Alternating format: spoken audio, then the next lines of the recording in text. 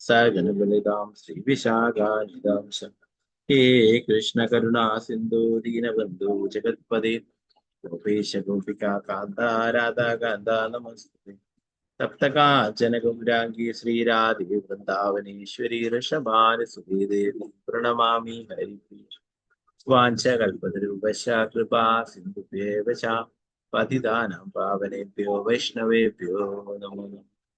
पञ्चतत्त्वात्मकं कृष्णं भक्तरूपास्वरूपकं भक्तावतारं भक्ताख्यानमामि भक्तशक्तिदं नित्यानन्दमहनौमि सर्वानन्दकरं परं हरिनामप्रदं देवम् अवधूतशिरो महावदन्याय कृष्णप्रेमप्रदाय दे कृष्णाय कृष्णचैतन्य नाम्ने गौरतिशे नमो विष्णुपादाय कृष्णपृष्ठाय भूतले श्रीमते भक्तिवेदान्त स्वामिन्नि नामिने नमस्ते सरस्वती देवी गौरवाणि प्रचारिणे विशेषाशुभवादी पाश्चात्य देशकार्य जय श्री कृष्ण चैतन्य प्रभु नित्यानंद श्री अद्वैत गदाधर श्रीवासादि गौर भक्त वृंद हरे कृष्णा कृष्ण कृष्ण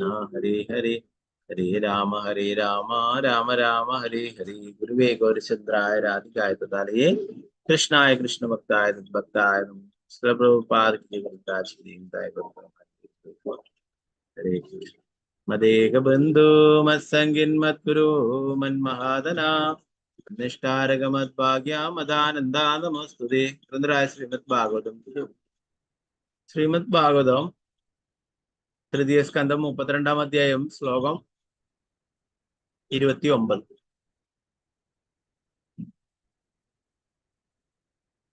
ഓം നമോ ഭഗവതേ വാസുദേവായ യഥാ മഹാനഹം രൂപ സ്ത്രീവൃത് പഞ്ചവിധസ്വരാ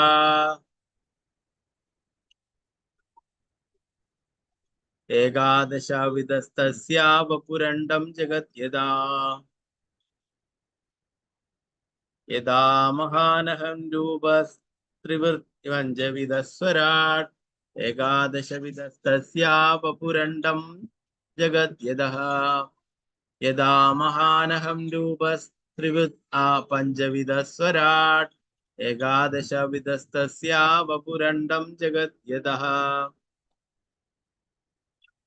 ഹരേ കൃഷ്ണ. നമുക്ക് എല്ലാവർക്കും ചൊല്ലാം. ഓം നമോ ഭഗവതേ വാസുദേവായ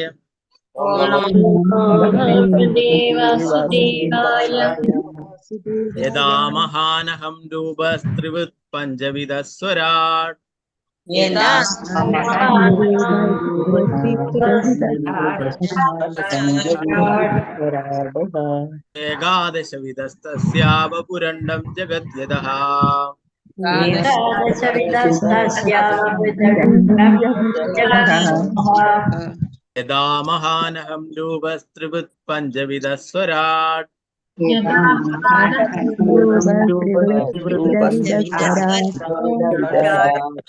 ഏകാദശവിധസ്തസ്യ വപുരണ്ഡം ജഗത് യഥാ മഹാനഹം രൂപ സ്ത്രീവൃത് പഞ്ചവിധസ്വരാട് ഏകാദശവിധസ്തസ്യ വപുരണ്ഡം ജഗത്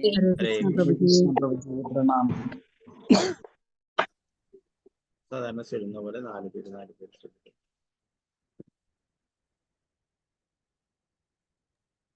മാലതി മാതാജി, സീതാരാമനുണ്ണി മാതാജി, സിന്ധു മാതാജി, സുവർണപ്രഭ മാതാജി ചൊല്ലിക്കും. ഹരേ കൃഷ്ണ. ഹരേ കൃഷ്ണ. ഓം നമോ ഭഗവതേ വാസുദേവായ മഹാനഹം രൂപം ശ്രീ ഗുരു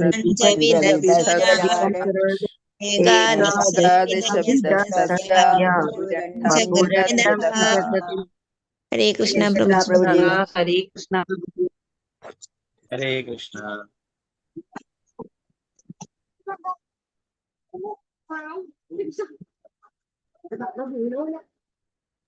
തങ്കമണി മാതാജി, ഗീതട്ടി മാതാജി, നിർമ്മല മാതാജി, പങ്കജാക്ഷി മാതാജി ജോലി. ഹരേ കൃഷ്ണ. ഹരേ കൃഷ്ണ പ്രഭുജി. ഓം നമോ ഭഗവതേ വാസുദേവായ यथा महानहं रूपस्त्रिवृत्पञ्चविधस्वरादेकादशविधस्तस्या वपुरण्डं जगत्यतः। हरे कृष्ण। हरे कृष्णा।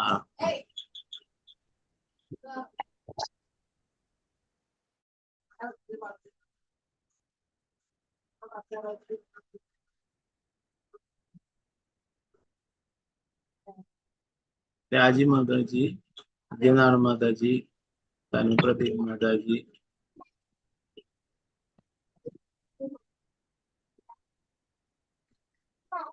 വസന്ത മാതാജി ചൊല്ലിക്കും. ഹരേ കൃഷ്ണ. हरे कृष्णा प्रभु जी। हरे कृष्णा प्रभु जी। ഹരേ കൃഷ്ണ. ओम नमो भगवते वासुदेवाय। यदा यदा महानहं रूपस्त्रिवृत्पञ्चविधस्वराट् एकादशविधस्तस्य वपुरण्डं जगत्यतः। हरे कृष्णा प्रभु जी। ഹരേ കൃഷ്ണ.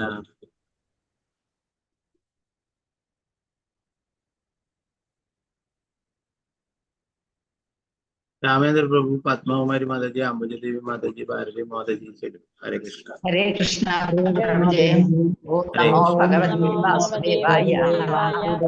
यथा महानहरूपस्त्रिवृत्पञ्चविधस्वराट् एकादशविधस्तस्य वपुरण्डं जगत्यतः। हरे कृष्ण हरे कृष्ण।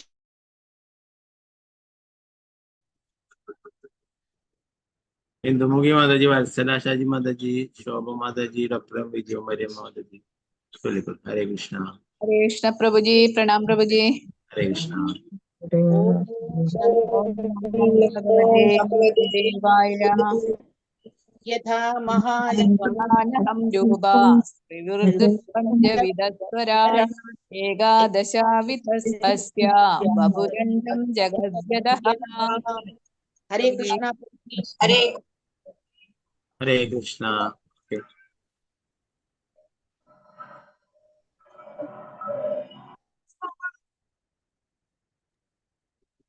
ശാരദജി നമ്പൂതിരി മാതാജി, വത്സല ഗോപാല മാതാജി, ധനലക്ഷ്മി മാതാജി, ജമില പ്രസന്ന മാതാജി ചൊല്ലും. ഹരേ കൃഷ്ണ. हरे कृष्ण प्रभु जी। नमो भगवते वासुदेवाय।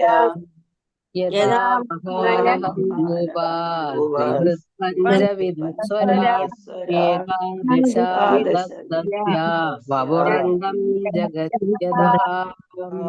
हरे कृष्ण प्रभु जी। ഹരേ കൃഷ്ണ.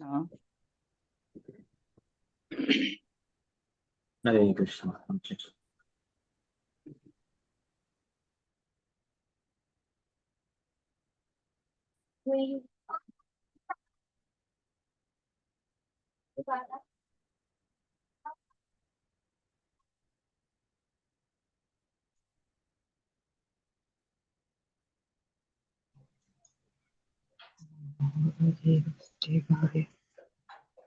ഗീതശ്രീ മാതാജി, ശോഭ പ്രദീപ് മാതാജി, അനിതകുമാരി മാതാജി ചൊല്ലും. ഹരേ കൃഷ്ണ. ഹരേ കൃഷ്ണ. हरे कृष्णा प्रभु जी। ചൊല്ലിക്കും. ओम नमो भगवते वासुदेवाय। यदा महानहं रूपस्त्रिवृत्पञ्चविधस्वराट् एकादशविधस्तस्य वपुरण्डं जगत्यतः। हरे कृष्ण प्रभु हरे जी। कृष्ण प्रभु जी। ഹരേ കൃഷ്ണ.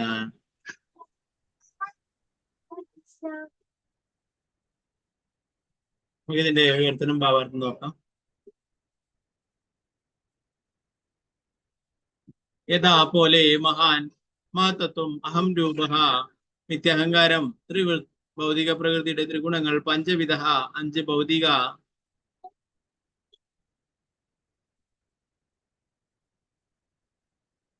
ഘടകങ്ങൾ സ്വരാട് വ്യക്തിഗത അവബോധം ഏകാദശ വിധ 11 ഇന്ദ്രിയങ്ങൾ തസ്യ ജീവസത്തിയുടെ ബഭുഹു ഭൗതിക ശരീരം അണ്ടം ബ്രഹ്മാണ്ടം ജഗത് ലോകം യഥഹ ഏതിൽ നിന്ന് അല്ലെങ്കിൽ ആരിൽ നിന്ന്. വിവർത്തനം ഭാവാർത്ഥം ഭക്തിവേദാന്ത സ്വാമി സമ്പൂർണ്ണ ശക്തിയായ മഹത്വത്വത്തിൽ നിന്നും ഞാൻ നിത്യാഹങ്കാരം ഭൗതിക പ്രകൃതിയുടെ ത്രിഗുണങ്ങൾ 5 ഭൗതിക ഘടകങ്ങൾ വ്യക്തിഗത അവബോധം 11 ഇന്ദ്രിയങ്ങൾ, ഭൗതിക ശരീരം എന്നിവ സൃഷ്ടിച്ചു. അതുപോലെ ഈ ലോകം മുഴുവനും വന്നത് പരമദിവ്യ പുരുഷനായ ഭഗവാനിൽ നിന്നാണ്.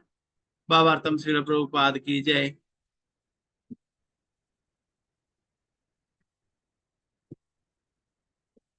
പരമോന്നതനായ ഭഗവാൻ മഹത്പദ എന്ന് വിശേഷിപ്പിക്കപ്പെടുന്നു. മഹത്തത്വം എന്ന പേരിൽ അറിയപ്പെടുന്ന സമ്പൂർണ്ണ ഭൗതിക ശക്തിയും അദ്ദേഹത്തിന്റെ പാദപങ്കജങ്ങളിൽ ശയിക്കുന്നു എന്നാണ് അതിനർത്ഥം. ലൗകിക ആവിഷ്കാരത്തിന്റെ മൂലശക്തി അഥവാ മുഴുവൻ ശക്തിയുമാണ് മഹത്തത്വം. മഹത്തത്വത്തിൽ നിന്നും 11 ഇന്ദ്രിയങ്ങൾ, മനസ്സുൾപ്പെടെ 5 ഇന്ദ്രിയ വസ്തുക്കൾ, 5 ഭൗതിക ഘടകങ്ങൾ, അവബോധം, ബുദ്ധി, മിഥ്യാഹങ്കാരം എന്നിങ്ങനെ 24 വിഭാഗങ്ങളും ഉത്ഭവിച്ചു. പരമദിവ്യ പുരുഷനായ ഭഗവാനാണ് മഹത്വത്തിന്റെ കാരണം. അതിനാൽ ഒരർത്ഥത്തിൽ എല്ലാം ഭഗവാനിൽ നിന്ന് ഉത്ഭവിച്ചതാകിയാൽ പരമോന്നതനായ ഭഗവാനും ഭൗതിക പ്രപഞ്ചവും തമ്മിൽ യാതൊരു വ്യത്യാസവുമില്ല. പക്ഷെ അതേസമയം തന്നെ ഭൗതിക സൃഷ്ടി ഭഗവാനിൽ നിന്ന് വ്യത്യസ്തവുമാണ്. സ്വരാട് എന്ന വാക്കിന് ഇവിടെ വളരെ പ്രാധാന്യമുണ്ട്. സ്വതന്ത്രൻ എന്നാണ് അതിനർത്ഥം. പരമാത്മാവ് സ്വതന്ത്രനാണ്, വ്യക്തിഗതാത്മാവ് സ്വതന്ത്രനാണ്. ആ സ്വാതന്ത്ര്യത്തിന്റെ യോഗ്യതകൾക്ക് തമ്മിൽ യാതൊരു സാദൃശ്യമില്ലെങ്കിൽ പോലും ജീവസത്തയ്ക്ക് വളരെ ചെറിയ തോതിലുള്ള സ്വാതന്ത്ര്യമേ ഉള്ളൂ. പരമോന്നതനായ ഭഗവാനാകട്ടെ പൂർണ്ണ സ്വതന്ത്രനാണ്. വ്യക്തിഗതാത്മാവിന് 5 ഘടകങ്ങളാലും ഇന്ദ്രിയങ്ങളാലും നിർമ്മിതമായ ഭൗതിക ശരീരം ഉള്ളതുപോലെ പരമസ്വതന്ത്രനായ ഭഗവാനും വിശ്വപ്രപഞ്ചത്തിന്റെ വിരാട് ശരീരമുണ്ട്. വ്യക്തിഗത ശരീരം താൽക്കാലികമാണ്. അതുപോലെ പരമോന്നതനായ ഭഗവാന്റെ ശരീരമായി പരിഗണിക്കപ്പെടുന്ന വിശ്വപ്രപഞ്ചവും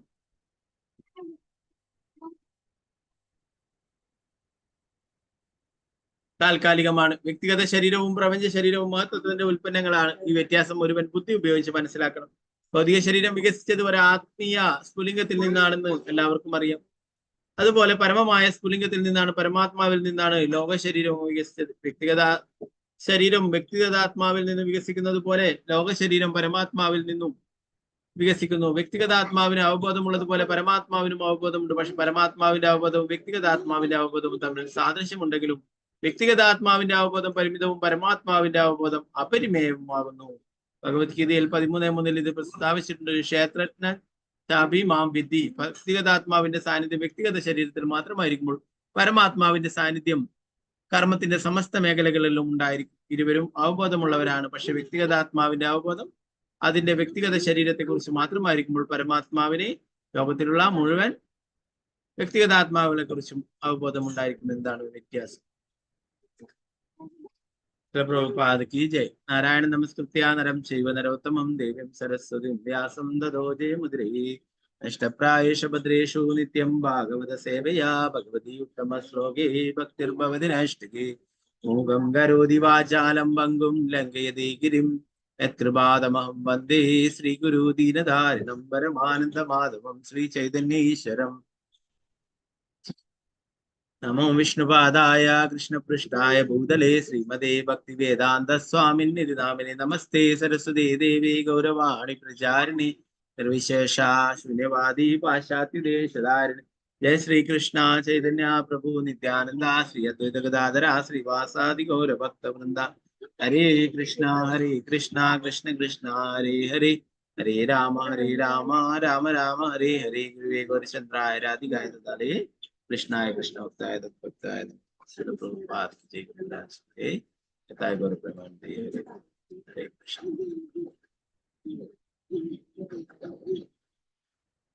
29ാമത്തെ ശ്ലോകത്തിൽ പറയുന്നത് ഭഗവാന്റെ സൃഷ്ടിയെ കുറിച്ച് തന്നെയാണ് അല്ലെ.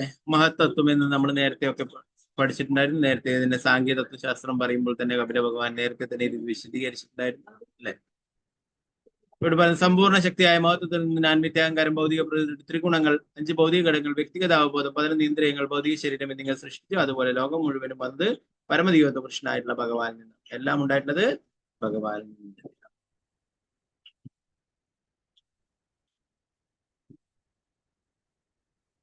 നേരത്തെ ഡീറ്റെയിൽ ആയിട്ട് പഠിക്കുകയുണ്ടായി അല്ലെ, മഹത്തത്വത്തെ കുറിച്ചിട്ട് പറയുകയുണ്ടായി. അപ്പൊ ഇവിടെ പറയുന്നു പരമദിവ്യ പുരുഷനായ ഭഗവാനാണ് മഹത്വത്തിന്റെ കാരണം. അതിനാൽ ഒരർത്ഥത്തിൽ എല്ലാം ഭഗവാനിൽ നിന്ന് ഉത്ഭവിച്ചതാകിയാൽ പരമോന്നതനായ ഭഗവാനും ഭൗതിക പ്രപഞ്ചവും തമ്മിൽ യാതൊരു വ്യത്യാസവുമില്ല. പക്ഷെ അതേസമയം തന്നെ ഭൗതിക സൃഷ്ടി ഭഗവാനിൽ നിന്നും വ്യത്യസ്തവുമാണ് അല്ലെ. ഭഗവാന്റെ ശക്തി അതൊന്നും കൊണ്ടാണ് ഭൗതികമായിട്ടുള്ള സൃഷ്ടികളൊക്കെ നടത്തുന്നത് അല്ലെ. നമ്മൾ നേരത്തെ പഠിച്ചു ഭഗവാൻ ത്രിഗുണങ്ങൾക്കും അതീതനായിട്ടുള്ളതാണ് അല്ലെ. ഭഗവാനെ നിർഗുണൻ എന്ന് വിശേഷിപ്പിക്കുന്നത് എന്തുകൊണ്ടാണ്? ഭൗതിക ഗുണങ്ങളൊന്നും തന്നെ ബാധിക്കാത്തവൻ എന്നുള്ള അർത്ഥത്തിലാണ് അല്ലെ. മായവാദികൾ പറയുക നിർഗുണൻ എന്ന് പറഞ്ഞാൽ ഗുണമില്ലാത്തവൻ എന്നല്ല, ഭൗതികമായിട്ടുള്ള ഗുണങ്ങളൊന്നും ഇല്ലാത്തവനാണ് ഭഗവാൻ. അതുപോലെ തന്നെ ഭഗവാനെ പറയുന്നു സ്വരാട് എന്നുള്ള സ്വതന്ത്രൻ, അല്ലെ, അഭിജ്ഞ സ്വരാട് എന്ന് പറയുന്നു. ഭഗവാൻ സർവ സ്വതന്ത്രനാണ്. ജീവാത്മാക്കളും സ്വതന്ത്രരാണ് എന്നല്ലേ, എന്നാൽ അവരുടെ സ്വാതന്ത്ര്യം പരിമിതമായിട്ടുള്ളത് മാത്രമാണ്. അതുപോലെ തന്നെ അവബോധവും പറയുന്നു ആ ജീവാത്മാക്കളുടേത് പരിമിതമായിട്ടുള്ള അവബോധമാണ്, അല്ലെ, എന്നാൽ ഭഗവാന്റേത് വ്യക്തിഗത ആത്മാക്കൾക്ക് പരിമിതമായിട്ടുള്ളതും ഭഗവാന്റേത് മുഴുവനായിട്ടുള്ളതാണെന്നും, അല്ലെ. നേരത്തെ നമ്മള് 13-ാം അധ്യായത്തിൽ പഠിക്കുന്നതായിട്ട് പ്രഭുപാദരുടെ പറയുന്നു ക്ഷേത്രജ്ഞൻ, അല്ലെ, ക്ഷേത്രജ്ഞൻ രണ്ടുണ്ടെന്ന് നമ്മൾ പഠിച്ചു. ഒന്ന് വ്യക്തിഗത ആത്മാവും ഒന്ന് പരമാത്മാവും, അല്ലെ. വ്യക്തിഗത ആത്മാവിനെ അവരെ കുറിച്ച് മാത്രമേ, ആ ശരീരത്തെ കുറിച്ചുള്ള ജ്ഞാനം മാത്രമേ ഉള്ളൂ, അല്ലെ. എന്നാൽ ക്ഷേത്രജ്ഞനായിരിക്കുന്ന ആ പരമാത്മാവിനെ എല്ലാറ്റിനെ കുറിച്ചുള്ള അറിവും ജ്ഞാനവും ഉണ്ട്.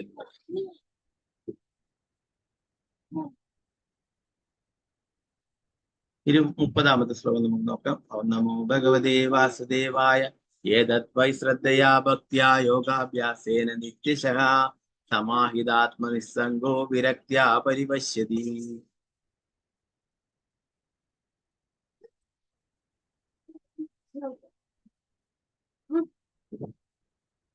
വിശ്വാസം, നിശ്ചയദാർഢ്യം, പൂർണ്ണവിരക്തി എന്നിവകളോടെ സർവദാ പരമോന്നതന്റെ വിചാരങ്ങളിൽ മുഴുകി ഭക്തിയുത സേവനം നിർവഹിക്കുന്ന വ്യക്തിക്ക് പരിപൂർണ ജ്ഞാനം ആർജിക്കുവാൻ കഴിയും. അവൻ ഭൗതിക സമ്പർക്കങ്ങളിൽ നിന്നും അകന്നു നിൽക്കും.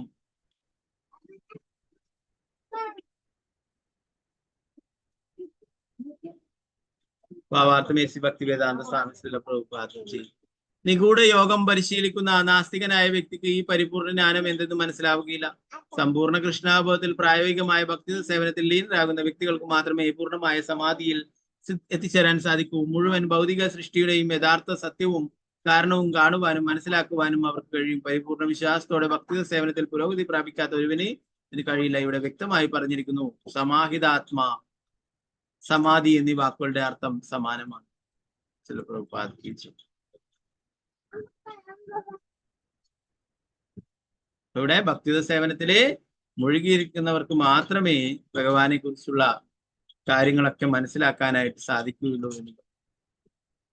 അല്ലെ, എന്തൊക്കെയാണ് പറയുന്നത് കാര്യങ്ങള്? വിശ്വാസം, അല്ലെ, ശാസ്ത്രങ്ങളിലും ഭഗവാനിലൊക്കെ പൂർണ്ണ വിശ്വാസം ഉണ്ടായിരിക്കും. നിശ്ചയദാർഢ്യം, അതുപോലെ തന്നെ പൂർണ്ണ വിരക്തി, വൈരാഗ്യം എന്നിവകളോടെ സർവ്വതാ പരമോന്നതന്റെ വിചാരങ്ങളിൽ മുഴുകി ഭക്തിയുത സേവനം നിർവഹിക്കുന്ന വ്യക്തിക്ക് പരിപൂർണ്ണ ജ്ഞാനം ആർജിക്കാൻ കഴിയും. അവൻ ഭൗതിക സമ്പർക്കങ്ങളിൽ നിന്നും അകന്നു നിൽക്കും. നമ്മൾ പറഞ്ഞല്ലേ ഇന്നലെയൊക്കെ നമ്മുടെ ഇന്ദ്രിയങ്ങളൊക്കെ ഭഗവാന്റെ സേവനങ്ങളിൽ, അല്ലെ, സമയമന കൃഷ്ണപദാരവും ഭഗവാന്റെ പദവംഗങ്ങളെ കുറിച്ച് ഓർക്കാനായിട്ട് നമ്മുടെ മനസ്സ് ഉപയോഗിക്കുക എന്നുള്ളത്. മറ്റുള്ള നിഗൂഢ യോഗം ഒന്നും പരിശീലിക്കുന്നവർക്കൊന്നും ഈ പൂർണ്ണ ജ്ഞാനം എന്താണെന്ന് മനസ്സിലാക്കാനായിട്ട് സാധിക്കില്ല എന്ന് പറയുന്നു. പ്രഭാതിൽ പ്രത്യേകം പറയുന്നു സമ്പൂർണ്ണ കൃഷ്ണാബോധത്തിൽ പ്രായോഗികമായ ഭക്തിയുത സേവനത്തിൽ ലീനരാകുന്ന വ്യക്തികൾക്ക് മാത്രമേ പൂർണ്ണമായ സമാധിയിൽ സ്ഥിതി ചെയ്യുവാൻ സാധിക്കൂ. മുഴുവൻ ഭൗതിക സൃഷ്ടിയുടെ യഥാർത്ഥ സത്യവും കാരണവും കാണുവാനും മനസ്സിലാക്കുവാനും അവർ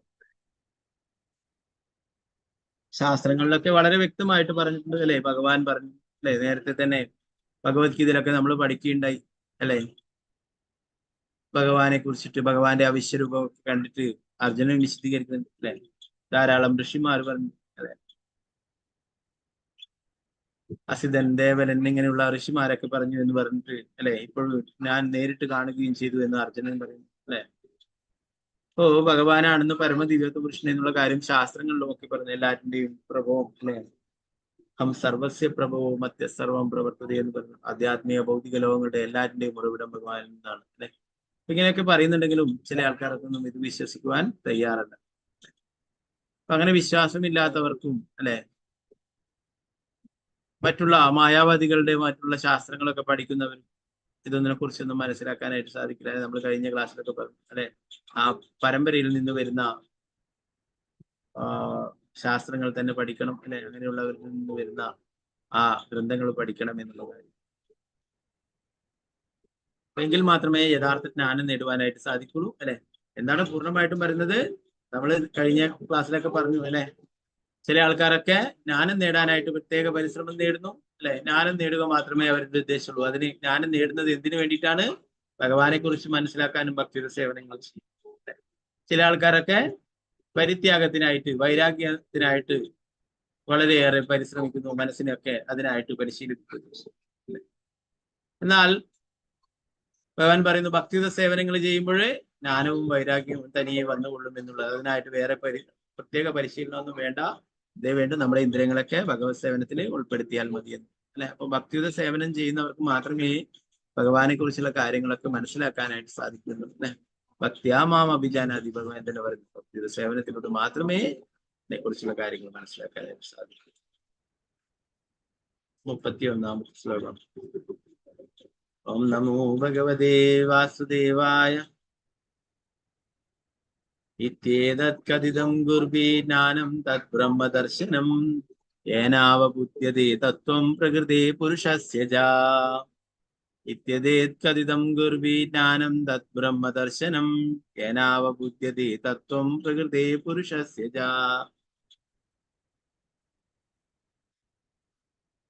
എന്റെ പ്രിയപ്പെട്ട ബഹുമാന്യ മാതാവേ, പദാർത്ഥത്തിന്റെയും ആത്മാവിന്റെയും യഥാർത്ഥ സത്യവും അവ തമ്മിലുള്ള ബന്ധവും ഗ്രഹിക്കാൻ ഒരുവനെ പ്രാപ്തനാക്കുന്ന ആത്യന്തിക സത്യത്തെ മനസ്സിലാക്കാനുള്ള പാത ഞാൻ ഇതിനകം വിവരിച്ചു കഴിഞ്ഞു.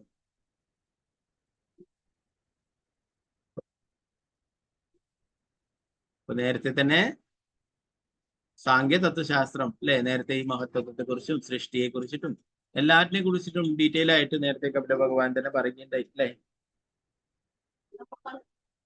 ഭക്തിയുത സേവനത്തെ കുറിച്ചിട്ടും എല്ലാം പറഞ്ഞു കൊടുക്കുകയുണ്ടായി അല്ലെ. അപ്പൊ ഇവിടെ പറയുന്നത് അല്ലെ, ആത്മാവിനെയും ശരീരത്തെയും സംബന്ധിച്ചുള്ള വ്യത്യാസം ഇതൊക്കെ മനസ്സിലാക്കാനുള്ള കാര്യങ്ങളൊക്കെ ഞാൻ ഓൾറെഡി പറഞ്ഞു കഴിഞ്ഞു എന്ന് കപില ഭഗവാൻ ഇവിടെ പറയുന്നു.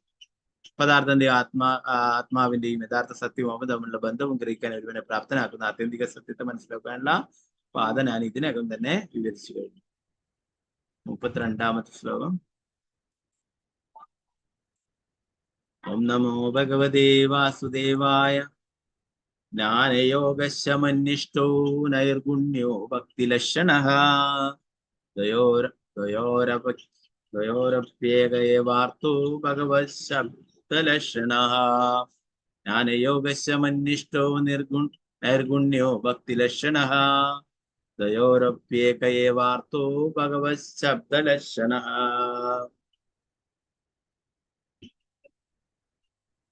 തത്വശാസ്ത്രപരമായ ഗവേഷണം ഒരുവനെ പരമദൈവത്വ പുരുഷനായ ഭഗവാനെ മനസ്സിലാക്കുന്നതിൽ ഉച്ചസ്ഥായിയിൽ എത്തിക്കും.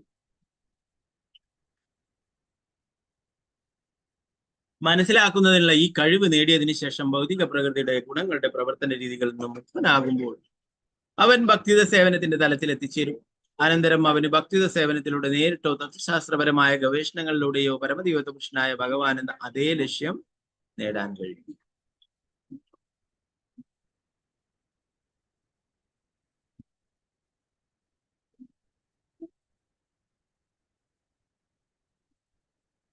ഭാവാർത്ഥം ശ്രീല പ്രഭുപാദ് കി ജയ്. തത്വശാസ്ത്രപരമായ അന്വേഷണങ്ങളുടെ അനേകം ജീവിതങ്ങൾക്ക് ശേഷം ജ്ഞാനിയായ ഒരു മനുഷ്യന്റെ ആത്യന്തികമായി വാസുദേവൻ അഥവാ പരമദൈവത്വ പുരുഷനായ ഭഗവാനാണ് എല്ലാം എന്ന് അറിയുന്ന ബിന്ദുവിലേക്ക് വരുമെന്നും അദ്ദേഹത്തിന് സമർപ്പിതനാകുമെന്നും ഭഗവത്ഗീതയിൽ പറയുന്നു. അത്തരം തത്വശാസ്ത്രപരമായ ഗവേഷണം നടത്തുന്ന വിദ്യാർത്ഥികൾ മഹാത്മാക്കളാകിയാൽ അവർ എണ്ണത്തിൽ കുറവാണ്. ഒരുവന് തത്വശാസ്ത്രപരമായ അന്വേഷണത്തിലൂടെ പരമോന്നതനായ വ്യക്തിയെ മനസ്സിലാക്കുന്ന തലത്തിൽ എത്താൻ കഴിയാത്ത പക്ഷം അവൻ ഏറ്റെടുക്കുന്ന കർത്തവ്യം അവിടം കൊണ്ട്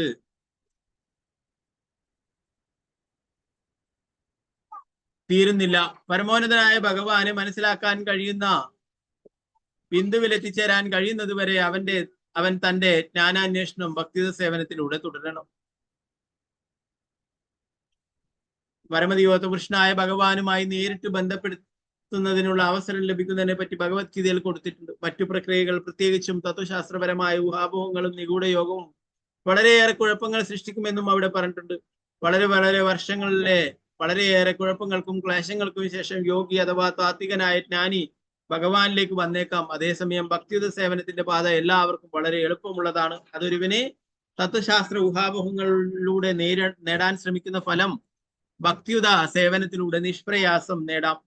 അഭ്യൂഹങ്ങളിലൂടെ യത്നിക്കുന്നവന് പരമദൈവത്വ പുരുഷൻ എന്ന ലക്ഷ്യത്തിലെത്താൻ കഴിയാത്ത പക്ഷം അവന്റെ ഗവേഷണ പ്രയത്നങ്ങളെല്ലാം കേവലം കഠിന പ്രയത്നമാകും. നിർവ്യക്തിക ബ്രഹ്മത്തിൽ ലയിക്കുക എന്നാണ് ജ്ഞാനിയായ ദാർശനികന്റെ ആത്യന്തിക ലക്ഷ്യം. പക്ഷെ ആ ബ്രഹ്മമാകട്ടെ പരമോന്നതനായ വ്യക്തിയുടെ തേജസ്സാണ്. ഭഗവത്ഗീത 14:27 ഭഗവാൻ പറയുന്നു ബ്രഹ്മണോഹി പ്രതിഷ്ഠാഹം അമൃതസ്യാവേശ ബ്രഹ്മണോഹി പ്രതിഷ്ഠാഹം അമൃതസ്യ വ്യയസ്യ ച. നശിപ്പിക്കുവാൻ കഴിയാതും പരമാനന്ദവുമായ നിർവ്യക്തിക ബ്രഹ്മത്തിന്റെ അടിസ്ഥാനം ഞാനാകുന്നു.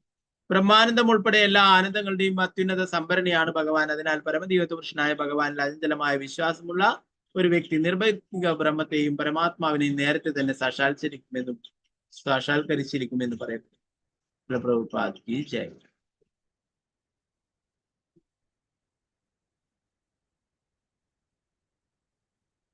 അപ്പൊ ഭഗവാനെ സംബന്ധിച്ചുള്ള ശാസ്ത്രങ്ങളൊക്കെ പഠിക്കുന്നത് ഒരുവനെ ഭക്തിയുത സേവനത്തിലേക്ക് എത്തിക്കും എന്ന് പറയുന്നു അല്ലെ. ശാസ്ത്രങ്ങളൊക്കെ പഠിക്കുന്നത് ജ്ഞാനം നേടുന്നതിന്റെ യഥാർത്ഥ ഉദ്ദേശം, ലക്ഷ്യം എന്നാണ്. അതാണ് അല്ലെ.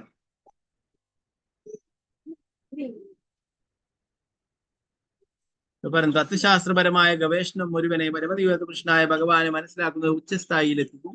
മനസ്സിലാക്കാനുള്ള ഈ കഴിവ് നേടിയതിനു ശേഷം ഭൗതിക പ്രകൃതിയുടെ ഗുണങ്ങളുടെ പ്രവർത്തന രീതികളിൽ നിന്ന് മുക്തനാകുമ്പോൾ അവൻ ഭക്തിയുത സേവനത്തിന്റെ തലത്തിൽ എത്തിച്ചേരും. അനന്തരം അവന് ഭക്തിയുടെ സേവനത്തിലൂടെ നേരിട്ടോ തത്വശാസ്ത്രപരമായ ഗവേഷണങ്ങളിലൂടെ പരമദൈവകൃഷ്ണനായ ഭഗവാൻ എന്ന അതേ ലക്ഷ്യം നേടാനായിട്ടും സാധിക്കുന്നുണ്ട് അല്ലെ. നേരത്തെ ഭഗവത്ഗീതയിൽ പറഞ്ഞു 4 ആൾക്കാർ, സുഹൃത്തുക്കളായിട്ടുള്ള 4 ആൾക്കാരിൽ ഭഗവാനെ സമീപിക്കുന്നതായിട്ട് പറഞ്ഞു അല്ലെ. ആർത്തോ ജിജ്ഞാസുരർത്ഥാർത്ഥി ജ്ഞാനീച്ച പരദർശമാണ് അല്ലെ.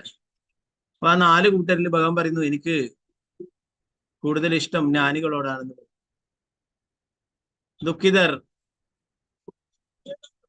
ധനം കാംക്ഷിക്കുന്നവർ അല്ലെ. പിന്നീട്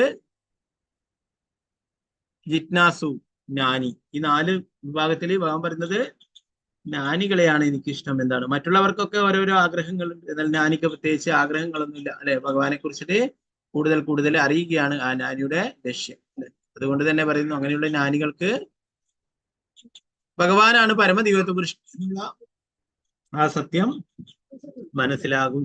കുറച്ച് കാലങ്ങൾ എടുക്കും അല്ലെ. എന്നാൽ അല്ലെ ബഹുനാം ജന്മനാമന്തേ നാനുവാൻമാൻ പ്രവർത്തിതേ വാസുദേവ സർവമിതി സമഹാത്മാ സുദുർലഭ.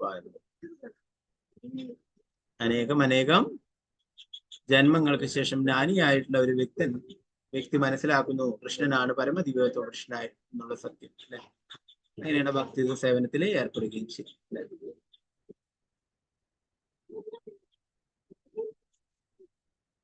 എന്നാൽ നമുക്ക് ഗുരുവിന്റെയും കൃഷ്ണന്റെയും ഒക്കെ കാരുണ്യം കൊണ്ട് അല്ലെ നമ്മൾ ഭക്തിത സേവനം ഈ ശാസ്ത്രങ്ങൾ മനസ്സിലാക്കുകയും അത് പ്രകാരം ഗുരുവിന്റെയും കൃഷ്ണന്റെയും ഒക്കെ കാരുണ്യം കൊണ്ട് വേഗം തന്നെ ഭക്തിത സേവനം തുടരുകയും ചെയ്യുകയാണെങ്കിൽ നമുക്ക് വേഗത്തില് കാരുണ്യം കിട്ടും അല്ലെ.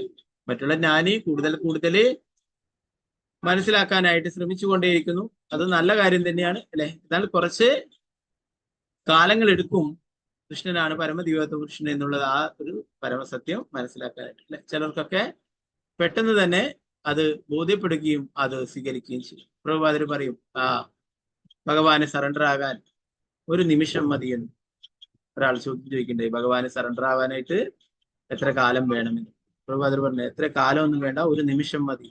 കൃഷ്ണനാണ് എല്ലാം, കൃഷ്ണനാണ് പരമദിവ്യത്വ കൃഷ്ണൻ അല്ലെ. ആ ഭഗവാന്റെ സേവനങ്ങൾ ചെയ്യുകയാണ് നമ്മുടെ ലക്ഷ്യം എന്ന് മനസ്സിലാക്കിയാല് അതില് ആ ഒരു നിമിഷം സറണ്ടർ ആവുകയാണെങ്കിൽ വേറെ പ്രത്യേകിച്ച് അതിന് കുറെ സമയമൊന്നും വേണ്ട, കുറെ വർഷങ്ങളൊന്നും വേണ്ട. അതിൽ പൂർണ്ണമായിട്ടുള്ള വിശ്വാസം ഉണ്ടാവണം അല്ലെ. വിശ്വാസം ഇല്ലാത്തത് കൊണ്ടാണ് കൂടുതൽ പഠിക്കുവാനായിട്ട് ശ്രമിച്ചുകൊണ്ടേയിരിക്കുന്നത്. പ്രഭുപാദർ പിന്നീട് ദീക്ഷയൊക്കെ എടുത്തിട്ടുള്ള ഒരു മഹാരാജ് അദ്ദേഹത്തെ വെറുതെ കളിപ്പിക്കുവാനായിട്ട് പ്രഭുപാദര് ഒരു വെറുതെ തമാശയാക്കുകയുണ്ടായി. അദ്ദേഹത്തെ പ്രഭുപാദർ അദ്ദേഹത്തോട് ചോദിച്ചു ശ്രീ ചൈതന്യ മഹാപ്രഭു ആരാണെന്ന്. അപ്പൊ അദ്ദേഹം പറഞ്ഞു ശ്രീ ചൈതന്യ മഹാപ്രഭു പറയുന്നത് സാക്ഷാൽ കൃഷ്ണൻ തന്നെയാണ്, സാക്ഷാൽ ഭഗവാൻ തന്നെയാണ്. പ്രഭുപാദർ വെറുതെ കളിപ്പിക്കാനായിട്ട് അദ്ദേഹത്തോട് പറഞ്ഞു. ആര് പറഞ്ഞു? അതൊരു ഭക്തനല്ലേ, ഭക്തനാണ് ശ്രീ ചൈതന്യ മഹാപ്രഭു. അപ്പൊ അദ്ദേഹം ഉടനെ പറഞ്ഞു ഞാൻ ചൈതന്യ ചരിതാമൃതം പഠിച്ചിട്ടുണ്ട്, ഞാൻ ചൈതന്യ ചരിതാമൃതത്തിൽ വായിച്ചിട്ടുണ്ട്, പഠിച്ചിട്ടുണ്ട്. കൃഷ്ണൻ പരമദിവ്യത്വ കൃഷ്ണനായിട്ടുള്ള കൃഷ്ണനാണ് ശ്രീ ചൈതന്യ മഹാപ്രഭുവായിട്ട് വന്നിട്ട് പ്രഭുപാദരെടുത്ത് വളരെ എന്താ പറയാ വിശ്വാസത്തോടെ വാദിക്കുകയുണ്ടായി. പ്രഭുപാദർ ചിരിച്ചുകൊണ്ട് പറഞ്ഞു അതാണ് വേണ്ടത്, നമുക്ക് പൂർണ്ണമായിട്ടുള്ള ശാസ്ത്രത്തിൽ വിശ്വാസം ഉണ്ടായിരിക്കണം. അദ്ദേഹം പറയുന്നത്. അദ്ദേഹം വലിയൊരു മഹാരാജാണ് അദ്ദേഹം. അപ്പോൾ കൃഷ്ണാബോധത്തിൽ എത്തുന്നതിന്റെ മുന്നേ, ഇവിടെ ഇസ്കോണിൽ എത്തുന്നതിന്റെ മുന്നേ ശ്രീ ചൈതന്യ ചരിതാമൃതമൊക്കെ പഠിച്ചിട്ടുണ്ടായിരുന്നു.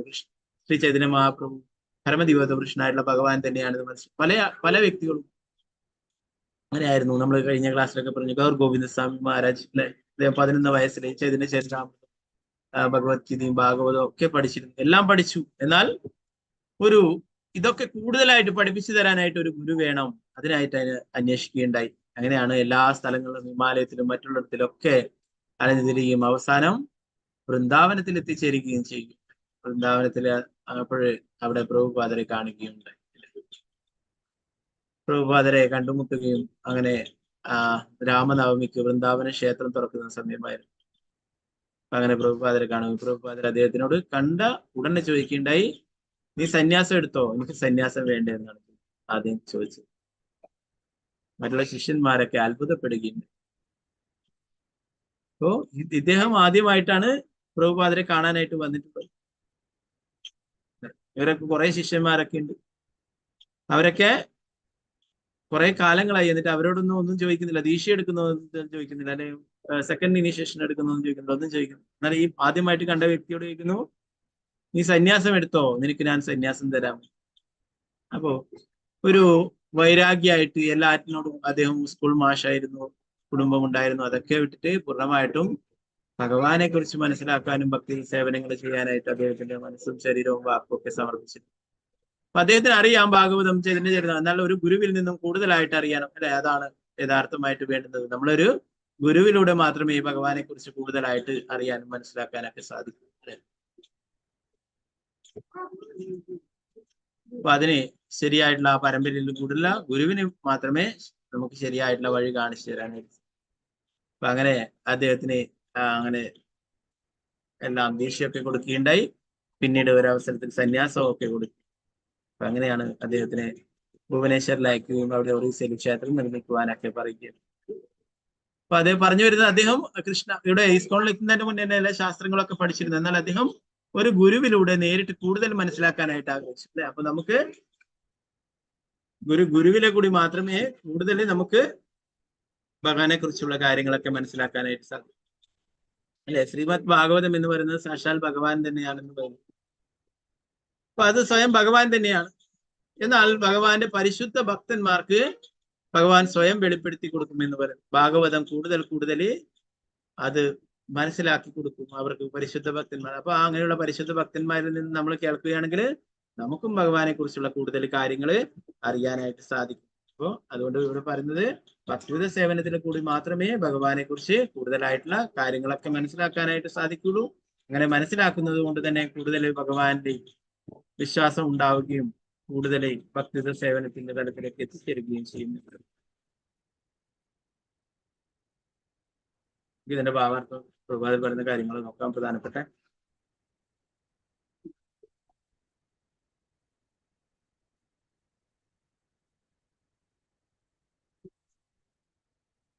തത്വശാസ്ത്രപരമായ അന്വേഷണങ്ങളുടെ അനേകം ജീവിതങ്ങൾക്ക് ശേഷം ജ്ഞാനിയായ ഒരു മനുഷ്യൻ ആത്യന്തികമായി വാസുദേവൻ അഥവാ പരമദിവ്യത്വ പുരുഷനായ ഭഗവാനാണ് എല്ലാം എന്ന് അറിയുന്ന ബിന്ദുവിലേക്ക് വരുമെന്ന് അദ്ദേഹത്തിന് സമർപ്പിതനാകുമെന്നും ഭഗവത്ഗീതയിൽ പറയുന്നു, അല്ലെ? ഭഗവത്ഗീതയിൽ പറയുന്നുണ്ട്, ബഹുനാം ജന്മനാമന്തേനാനവാൻ പ്രപത്യന്തേ വാസുദേവ സർവമിതി സമഹാത്മാ സുദുർലഭ എന്ന് പറയും. അത്രയും ചുരുക്കം ആൾക്കാർക്ക്, അല്ലെ?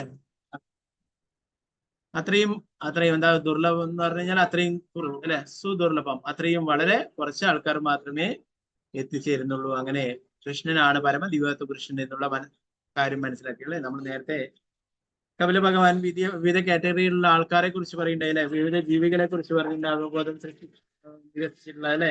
ഓരോരോ അവയവങ്ങളും വികസിച്ചിട്ടുള്ള ജീവികളെ കുറിച്ചിട്ട് കേട്ടുകൊണ്ട് പ്രവർത്തിക്കുന്നത്, സ്പർശനം കൊണ്ട്, അല്ലെ? ഇങ്ങനെയൊക്കെ നോക്കിക്കൊണ്ട്, അല്ലെങ്കിൽ അങ്ങനെ ഓരോരോ ജീവികളെ കുറിച്ച് പറയുന്നുണ്ടായി. പിന്നെ മനുഷ്യരെ കുറിച്ച് പറയുന്നുണ്ടായി, അല്ലെ? മനുഷ്യരിൽ തന്നെ ഉയർന്നതായിട്ടുള്ള ബ്രാഹ്മണനെ കുറിച്ചൊക്കെ പറയുന്നുണ്ടായി, അല്ലെ? അപ്പൊ ആ ബ്രാഹ്മണരിൽ തന്നെ പറയുന്നത് വേദങ്ങൾ പഠിച്ചിട്ടുള്ളവരെ കുറിച്ചിട്ട് പറയുന്നു, അല്ലെ? വേദങ്ങൾ എല്ലാവരും പഠിച്ചിട്ടുണ്ടാവും, എന്നാലേ ആ വേദങ്ങൾ പഠിച്ച് എന്നതിന്റെ യഥാർത്ഥ ലക്ഷ്യം മനസ്സിലാക്കിയിട്ടുള്ളത് അവരാണ് അതിലും ശ്രേഷ്ഠരായിട്ടുള്ളവരെന്ന് പറയുന്നു, അല്ലെ?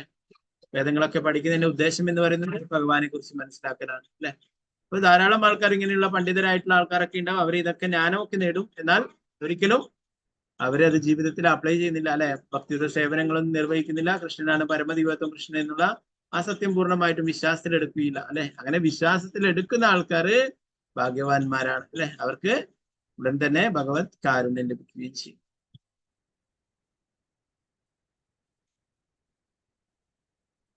അത്തരം തത്വശാസ്ത്രപരമായ ഗവേഷണം നടന്ന വിദ്യാർത്ഥികൾ മഹാത്മാക്കളായാൽ അവർ എണ്ണത്തിൽ കുറവാണ്, അല്ലെ? ബാക്കിയുള്ള ധാരാളം വിഷയങ്ങൾ പഠിക്കാനും ഇതിനൊക്കെ ധാരാളം ആൾക്കാരെ കാണാം, അല്ലെ? ശാസ്ത്രങ്ങളൊക്കെ പഠിപ്പിക്കുന്ന സ്ഥാപനങ്ങളുണ്ട്. മറ്റുള്ള ഭൗതികമായിട്ടുള്ള കാര്യങ്ങളൊക്കെ പഠിപ്പിക്കുന്നതിനായിട്ട് ധാരാളം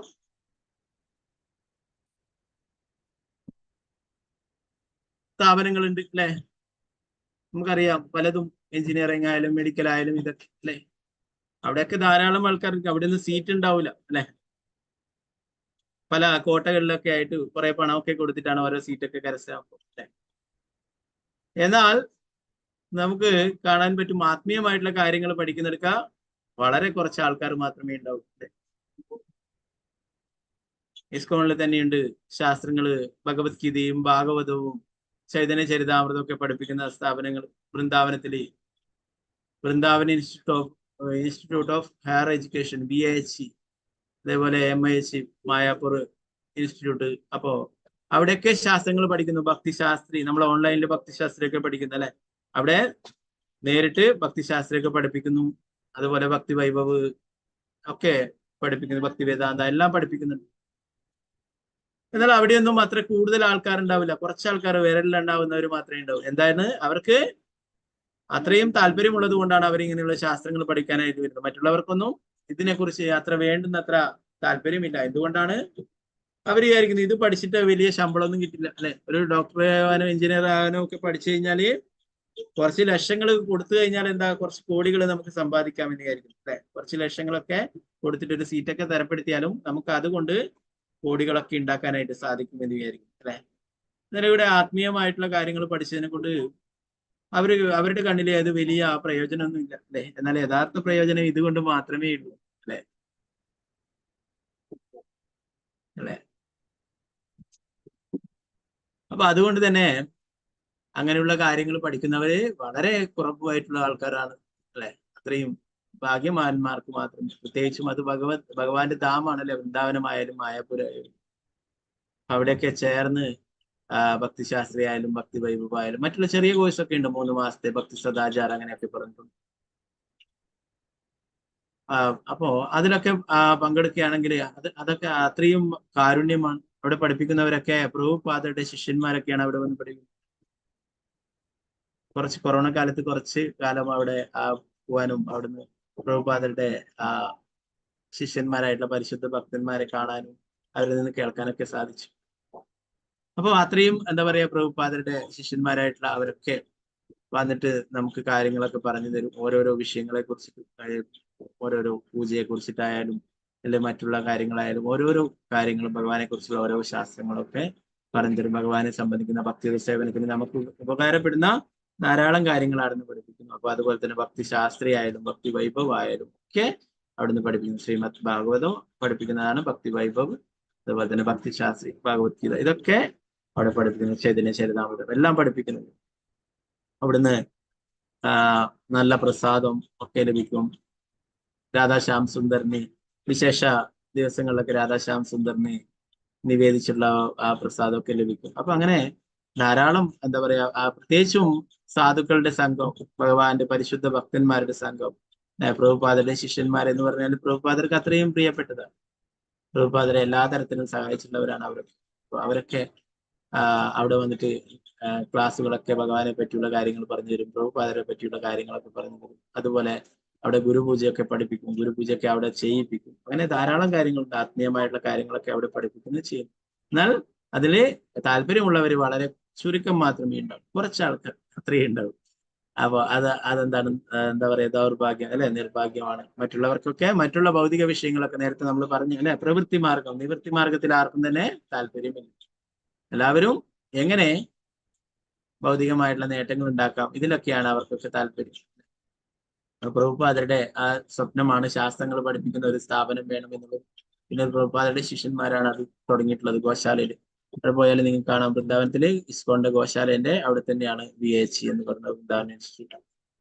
അപ്പൊ അങ്ങനെ ധാരാളം സ്ഥാപനങ്ങൾ ഇന്ന് വേറെയും പല സ്ഥലങ്ങളിലും ഒക്കെ ഭക്തിശാസ്ത്രം ഭക്തി വൈഭവം ഒക്കെ അവിടെ നിന്നിട്ട് പഠിക്കാനുള്ള സൗകര്യങ്ങൾ ഉണ്ടാക്കി. ഇവിടെ മാംഗ്ലൂരും അങ്ങനെ തുടങ്ങാനുള്ള പരിപാടിയൊക്കെ ഉണ്ട്. ഭക്തിശാസ്ത്രി ഭക്തി വൈഭവം ഇതൊക്കെ താമസിച്ചുകൊണ്ട് പഠിക്കാനായിട്ടുള്ള കാര്യങ്ങൾ.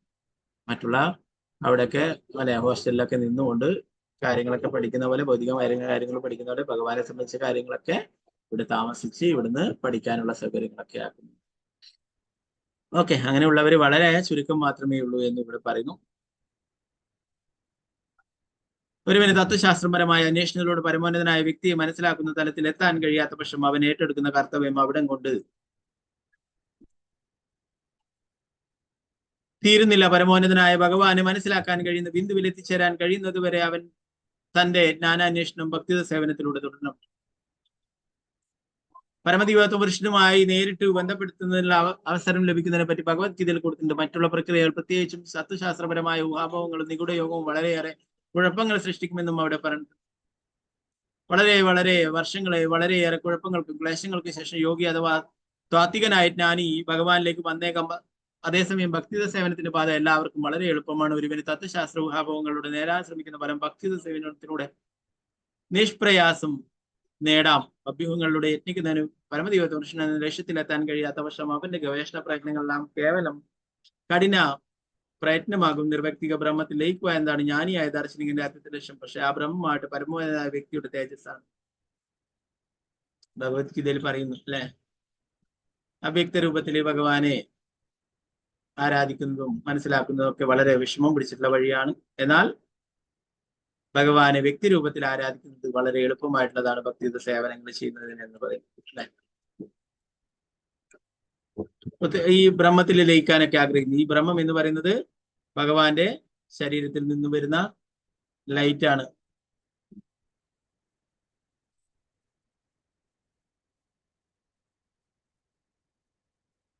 ഭഗവത്ഗീതയിൽ പറയുന്നു, നശിപ്പിക്കുവാൻ കഴിയാത്ത പരമാനന്ദവുമായ നിർവ്യക്തിക ബ്രഹ്മത്തിന്റെ അടിസ്ഥാനം ഞാനാകുന്നു എന്ന് പറയും. അപ്പൊ മറ്റുള്ളവർ നേരത്തെ പറഞ്ഞു അല്ലെ, ബ്രഹ്മത്തിനെ ആ ലൈറ്റ് മാത്രമേ കാണുന്നുള്ളൂ, അതിനപ്പുറമുള്ള പരമാത്മാവിനെ ഭഗവാനെയോ അവർക്ക് കാണാൻ സാധിക്കുന്നില്ല എന്ന് പറഞ്ഞു അല്ലെ. അവർ വിചാരിക്കുന്നു ഇതാണ് ആത്യന്തികമായിട്ടുള്ള സത്യം എന്ന് വിചാരിക്കുന്നു.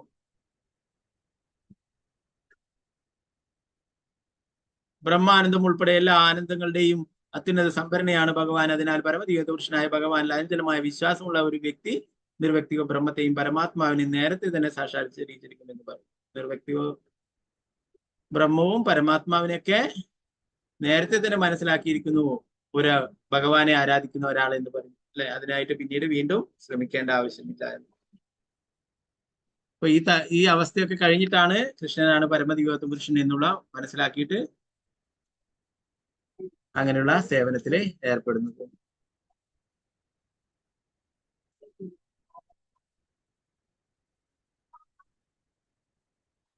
ചൈതന്യരിതാമത്ത് പറയുന്നു, ശാസ്ത്രഗുരു ആത്മരൂപേ അപനാരെ ജനന കൃഷ്ണമോര പ്രഭുത ജീവരായ ജ്ഞാന വിസ്തരണശീലമുള്ള ബദ്ധാത്മാവിനെ വേദശാസ്ത്രങ്ങൾ സാക്ഷാത്കാരം സിദ്ധിച്ച ആധ്യാത്മിക ഗുരു പരമാത്മാവ് എന്നിവയിലൂടെ കൃഷ്ണൻ ജ്ഞാനം അഭ്യസിപ്പിക്കുന്നു. ഇവയിലൂടെ അവന് പരമദിവ്യത്വ പുരുഷനായ യഥാരൂപത്തിൽ മനസ്സിലാക്കാൻ കഴിയുന്നു. ഭഗവാൻ കൃഷ്ണൻ തന്റെ ശാശ്വതനായ യജമാനും മായയുടെ ബന്ധനത്തിൽ നിന്നും മോചിപ്പിക്കുന്നവനുമാണെന്ന് അവൻ മനസ്സിലാക്കുന്നു. ഇപ്രകാരം അവന് തന്റെ ബദ്ധജീവിതത്തെക്കുറിച്ച് യഥാർത്ഥ ജ്ഞാനം ആർജിക്കാനും എപ്രകാരം മോക്ഷം നേടാൻ സാധിക്കും എന്ന് മനസ്സിലാക്കാനും കഴിയും. അപ്പോ ഒരു പുറമെ ആധ്യാത്മിക ഗുരുവായിട്ടും അല്ലെ, ഉള്ളിൽ ചൈത്യ ഗുരുവായിട്ടും പരമാത്മാവായിട്ടും ഭഗവാൻ നമുക്ക് നിർദ്ദേശങ്ങൾ നൽകുന്നു എന്ന് നേരത്തെ പറഞ്ഞു അല്ലെ. അപ്പൊ അത് രണ്ട് രീതിയിലും സഹായിക്കുന്നു അല്ലെ. അതുപോലെ തന്നെ ശാസ്ത്രങ്ങൾ എന്ന് പറയുന്നത് നമുക്ക് ഭക്തിയിൽ പുരോഗമിക്കുവാനായിട്ടുള്ളത്. ഇതൊക്കെ ഭഗവാന്റെ അറേഞ്ച്മെന്റ്സ് ആണ്. ഭഗവാൻ ശാസ്ത്രങ്ങൾ നൽകിയിരിക്കുന്നു. അതുപോലെ തന്നെ ആധ്യാത്മിക ഗുരുവിനെ നമ്മളടുത്തേക്ക് അയക്കുന്നു. അതേപോലെ തന്നെ ഉള്ളിൽ നിന്നും ചൈത്യ ഗുരുവായിട്ട് പരമാത്മാവായിട്ട് നമുക്ക് നിർദ്ദേശങ്ങളൊക്കെ തരും. അതിനടുത്ത ശ്ലോകത്തിൽ പറയുന്നു, വേദശാസ്ത്രകാഹി സംബന്ധ അഭിധേയ പ്രയോജന കൃഷ്ണപ്രാപ്യ സംബന്ധ ഭക്തി പ്രാപ്തിര സാധന. കൃഷ്ണനുമായുള്ള ജീവാത്മാവിന്റെ ശാശ്വത ബന്ധത്തെക്കുറിച്ചുള്ള ജ്ഞാനം വേദശാസ്ത്രങ്ങൾ നൽകുന്നു. ഈ ബന്ധത്തെക്കുറിച്ചുള്ള ജീവസത്തിന്റെ ധാരണയും അതിനനുസരിച്ചുള്ള പ്രവൃത്തിയും അഭിധേയം എന്ന് വിളിക്കുന്നു. സ്വഗേഹമായ ഭഗവദ്ധാമത്തിലേക്കുള്ള മടങ്ങിപ്പോക്കാണ് ജീവിതത്തിന്റെ ആത്യന്തിക ലക്ഷ്യം. ഇത് പ്രയോജനം എന്നും വിളിക്കപ്പെടും. സംബന്ധ അഭിധേയ പ്രയോജന എന്ന് 3 സ്റ്റേജ് പറയുന്നു അല്ലെ.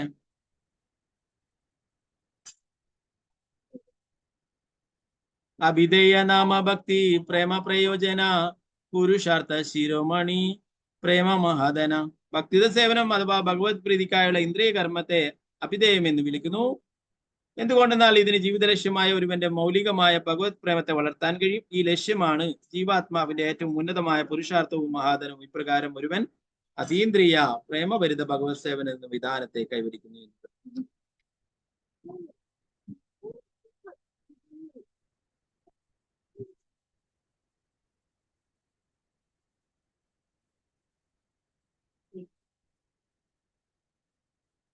അതുപോലെ തന്നെ ശ്രീമദ് ഭാഗവതത്തിൽ പറയുന്നുണ്ട്, ഒരു ശാസ്ത്രങ്ങൾ പഠിക്കുവാനും അതുപോലെ തന്നെ ഒരു ഗുരുവിന്റെ ആവശ്യത്തെ കുറിച്ചിട്ടൊക്കെ പറയുന്നു. ഓം നമോ ഭഗവതേ വാസുദേവായ തസ്മാത് ഗുരും പ്രപത്യേതാ ജിജ്ഞാസു ശ്രേയ ഉത്തമം ശാബ്ദേ പരേച്ഛ നിഷ്ണാദം ബ്രഹ്മണ്യുപശയമാശ്രയം. അതുകൊണ്ട് യഥാർത്ഥ സന്തോഷം വേണമെന്ന് ഗൗരവപൂർവ്വം ആഗ്രഹിക്കുന്ന ഏതൊരു വ്യക്തിയും നിർബന്ധമായും ഒരു വിശ്വാസനായ ആധ്യാത്മിക ഗുരുവിനെ സമീപിക്കുകയും ദീക്ഷയിലൂടെ അദ്ദേഹത്തെ ശരണം പ്രാപിക്കുകയും ചെയ്യണം.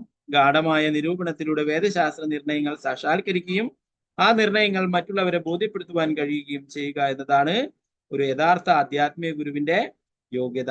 എല്ലാ ഭൗതിക പരിഗണനകളും ഉപേക്ഷിച്ച് പരമോന്നതനായ ഭഗവാന് ശരണം പ്രാപിച്ച അത്തരം മഹത് വ്യക്തികൾ യഥാർത്ഥ ആധ്യാത്മിക ഗുരുക്കന്മാരാണെന്ന് മനസ്സിലാക്കണം.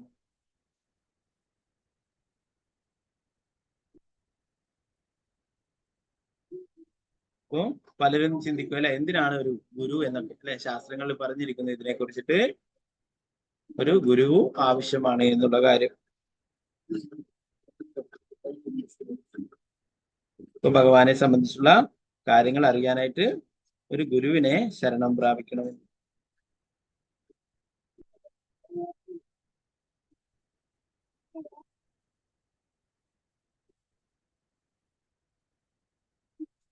ഇപ്പൊ കൃഷ്ണാബോധത്തിലുള്ള ഒരു വ്യക്തിക്ക് അവർ ഭഗവാനെ ആരാധിക്കുന്നു ശ്യാമസുന്ദര രൂപത്തിലുള്ള അല്ലെ, 2 കൈകളോടുള്ള ആ ശ്യാമസുന്ദര ഭഗവാനെ ആരാധിക്കുന്നു അല്ലെ.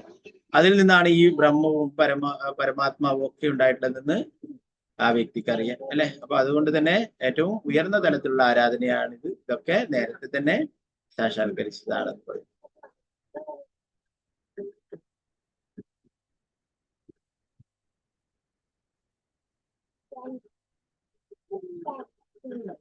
ഈ ഉത്സവങ്ങളെ നമുക്ക് നോക്കാം. ഓം നമോ ഭഗവതേ വാസുദേവായ യതേന്ദ്രിയേ പൃഥഗ്ദ്വാരേ രർത്ഥോ ബഹുഗുണാശ്രയഃ ഏകോ നാനേയതേ തത്വാത് ഭഗവാൻ ശാസ്ത്രവാത്മഭിഃ.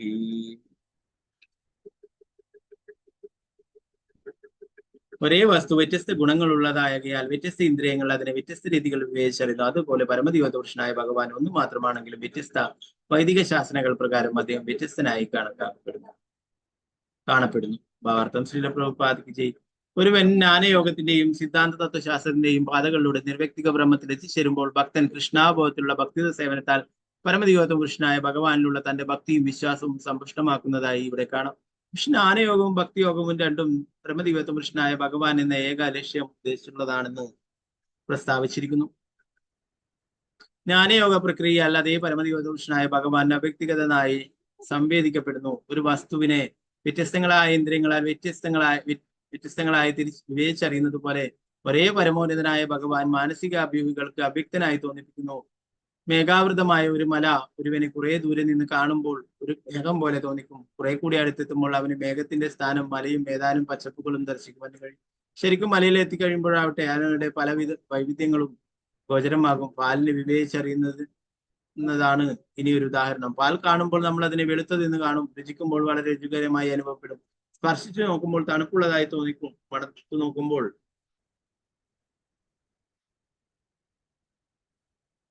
സുഗന്ധമുള്ളതായി അനുഭവപ്പെടും. ഈ വിശദീകരണങ്ങളെല്ലാം കേൾക്കുമ്പോൾ അത് പാലാണെന്ന് നമുക്ക് മനസ്സിലാകും. അങ്ങനെ പാലിനെ വിവിധ ഇന്ദ്രിയങ്ങളിലൂടെ വിവേചിച്ചറിയുന്ന നാം അത് വെളുത്തതാണെന്നും രുചിയുള്ളതാണെന്നും സുഗന്ധമുള്ളതാണെന്നും മറ്റും പറയും. അതേപോലെ പരമദിവ്യപുരുഷനായ ഭഗവാനെ മാനസികമായ ഊഹാഭോഗങ്ങളിലൂടെ കാണാൻ ശ്രമിക്കുന്നവർ അദ്ദേഹത്തിന്റെ ശരീര തേജസ്സിനെ അല്ലെങ്കിൽ അവ്യക്തിഗത ബ്രഹ്മത്തെ സമീപിക്കും.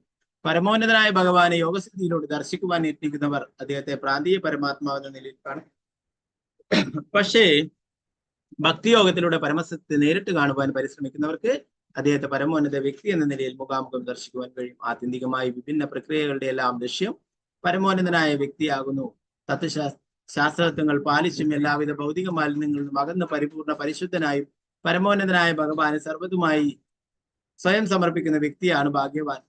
പാലിന്റെ യഥാർത്ഥ രുചി കണ്ണുകളിലൂടെയോ കാതുകളിലൂടെയോ നാസാരന്ധ്രങ്ങളുടെയോ അല്ലാതെ നാവിലൂടെ മാത്രം വിവേചിച്ചറിയുന്നത് പോലെ ആത്യന്തിക സത്യത്തെ പരിപൂർണമായും പരമാനന്ദത്തിന്റെ എല്ലാ രുചികളോടും വിവേചിച്ചറിയാൻ ഒരേ ഒരു മാർഗമേ ഉള്ളൂ, ഭക്തിയുടെ സേവനം. ഇത് ഭഗവത്ഗീതയിൽ സ്ഥിരീകരിച്ചിട്ടുണ്ട്. ഭക്തി ആമാം അഭിജാനാദി.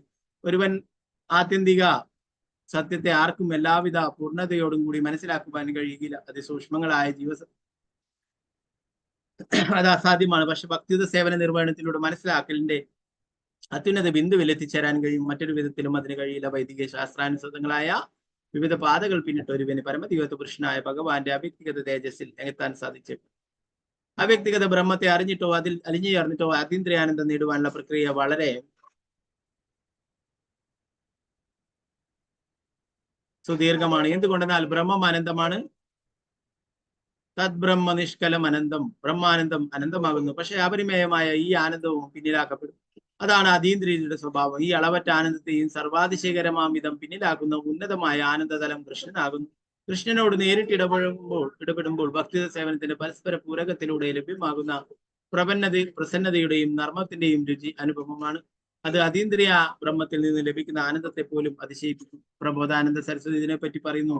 കൈവല്യം ബ്രഹ്മാനന്ദം വളരെ മഹത്വം അനവധി ദാർശനികരാൽ അഭിനന്ദിക്കപ്പെട്ടിട്ടുള്ളതും എന്ന കാര്യത്തിൽ സംശയമില്ല.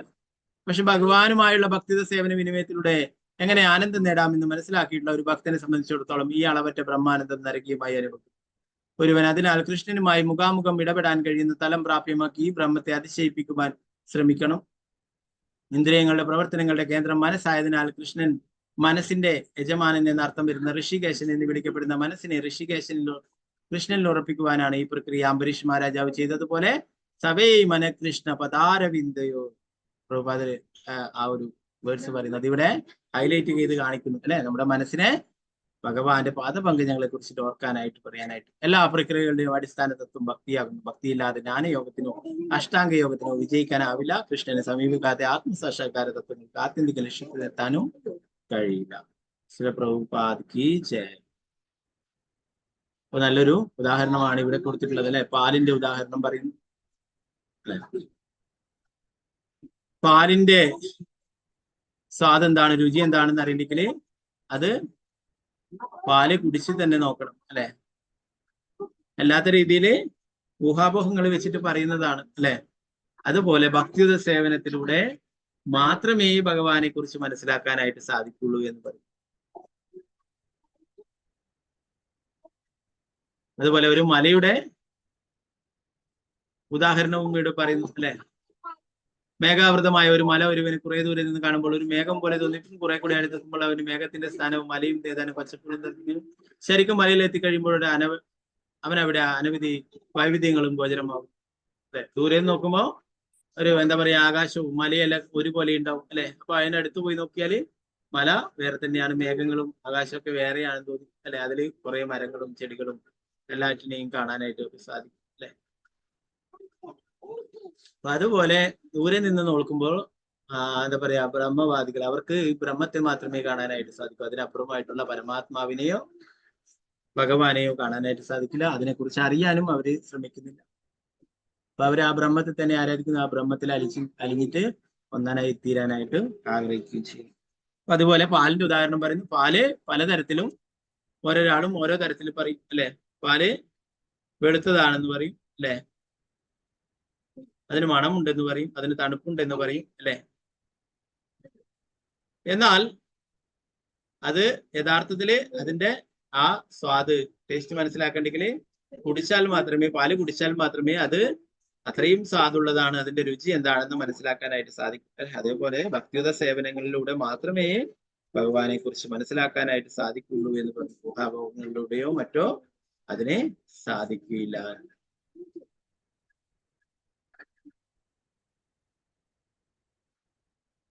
ആത്യന്തികമായ വികലന പ്രക്രിയയുടെ ശേഷം പരമോന്നതനായ വ്യക്തിയാവുന്ന ശാസ്ത്രത്വങ്ങൾ പാലിച്ചും എല്ലാവിധ ഭൗതിക മാലിന്യങ്ങളിലാകുന്ന പരിപൂർണ്ണ പരിശുദ്ധനായും പരമോന്നതനായ ഭഗവാന് സർവ്വതുമായും സ്വയം സമർപ്പിക്കുന്ന വ്യക്തിയാണ് ഭാഗ്യവാൻ. പാലിന്റെ യഥാർത്ഥ രുചി കണ്ണുകളിലൂടെയോ കാതുകളിലൂടെയോ മൂക്കിലൂടെയോ അല്ലാതെ നാവിലൂടെ മാത്രം വിവേചിച്ചറിയുന്നത് പോലെ ആത്യന്തിക സത്യത്തെ പരിപൂർണമായും പരമാനന്ദത്തിന്റെ എല്ലാ രുചികളോടെയും വിവേചിച്ചറിയാൻ ഒരേ ഒരു മാർഗമേ ഉള്ളൂ, ഭക്തിത സേവനം. നേരത്തെ നമ്മൾ പഠിച്ചു അല്ലെ, അത് ശ്രീകൃഷ്ണനെ അമാദി നാഭവേദ്രാഹിമിന്ദ്രിയ സേവേന്മുഖി അതി സ്വയമേവ സ്ഫുരം. ഭക്തിത സേവനത്തിലൂടെ മാത്രമേ ഭഗവാന്റെ നാമം, രൂപം, ലീല, ഗുണങ്ങൾ ഇവയെ കുറിച്ചൊക്കെ മനസ്സിലാക്കാനായിട്ട് സാധിക്കുള്ളൂ. നമ്മുടെ ഭൗതികമായിട്ടുള്ള ഇന്ദ്രിയങ്ങൾ വെച്ചിട്ടോ നമ്മുടെ അറിവ് വെച്ചിട്ടോ ഒന്നും സാധിക്കില്ല എന്നുള്ള കാര്യം. ഇപ്പൊ ഭക്തിത സേവനം മാത്രമേ സാധിക്കുള്ളൂ എന്ന് ഭക്തിയാമാം അഭിജാനാദി അതിലൂടെ എടുത്തു പറയുന്നു. ഭഗവത്ഗീതയിൽ പറയുന്ന കാര്യം ഒരുവൻ ആത്യന്തിക സത്യത്തെ പരിപൂർണതയോടെ മനസ്സിലാക്കാൻ ആഗ്രഹിക്കുന്നുവെങ്കിൽ ഭക്തിത സേവന മാർഗം സ്വീകരിക്കണം.